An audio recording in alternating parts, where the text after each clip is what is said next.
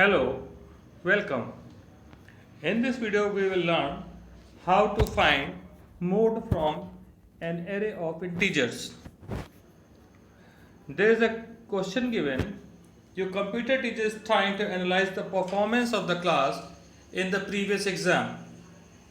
She has a class called performance which contains the marks of 600 students in the class. These are not sorted. She want to find two quantities. Mode is the most frequently occurring marks in the class, and one more thing is there. If two or more marks occurs equally, the frequency of the highest marks is considered as mode. The second quantity is mode, frequency at mode. What is the frequency of that number which is taken as mode? For performing this task, it is to be considered the maximum marks obtained by any student is 100, and there are 600 students in the class. So there is a class, we have the member data mark, which is an array to store the marks of 600 students. Member data mode is there, frequency of the mode, and there are constructor to initialize member data, read marks function to input the marks from the user, get mode and get frequency add mode functions are to return the mode and the frequency add mode respectively, and the most important one is calculate mode and frequency function, which will calculate both things as per the given question. So let's see the program. In this program, first of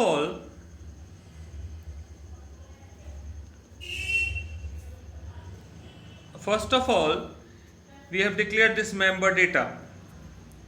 This is an array of 600 integer. Then member data according to the question is mode, and frequency at mode is also defined as integer. Then this is the default constructor where we have initialized this array of 600 by 0. Each and every element has become 0, and this mode and frequency at mode is also taken as 0. The next function is read marks, is declaring the scanner class and taking the input from the user. So there is a loop of 600 times.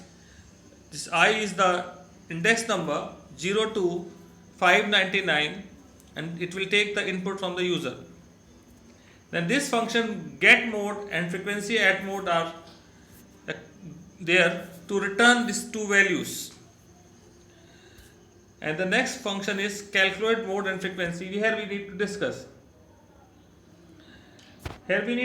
what we are going to do. We are going to check the frequency of first element, frequency of second element, frequency of third element, and so on.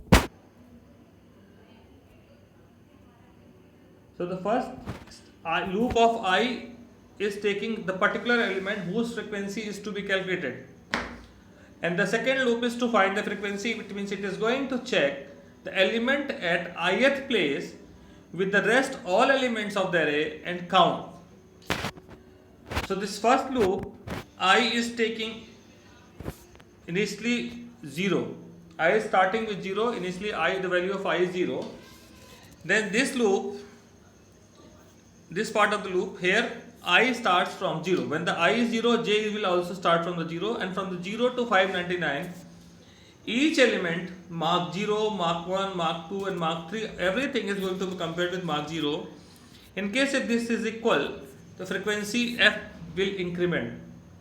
So after end of the inner loop, what we are going to have? We are going to have frequency of mark I.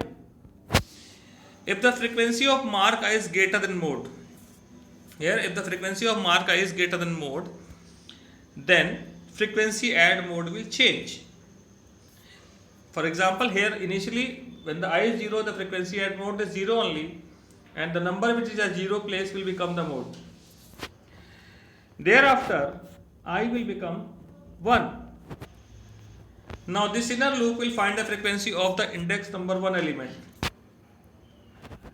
In case the number which is at index number 1 occurs more than the previous numbers, frequency at mode will change.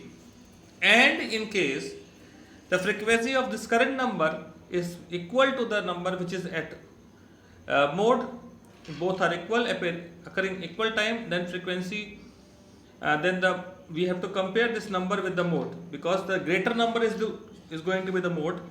So in that case, if the current number is mark I is occurring more than the number which was there in the mode, then the mode will change, otherwise not. The same process will continue. It will check the frequency of the number which is at index number 1, 2, 3, 4, so on. Each and every number's frequency is going to be counted with this, and after checking the frequency of the number, it is checked whether it is occurring more than the previous numbers, then the mode is going to change, and in case it is equal to the previous number's mode, then equal to the previous number's frequency which is there in the mode, then it is going to check the current number is more than the mode, then only the mode is going to change, otherwise not. In the main function, we'll call the object, we'll create the object of this function, of this class, we create the object of the class performance, input, process, output. First of all, we'll perform input function, then we'll call this function to calculate mode and frequency, and then only we'll be able to display mode and frequency at mode. Alright, thank you very much.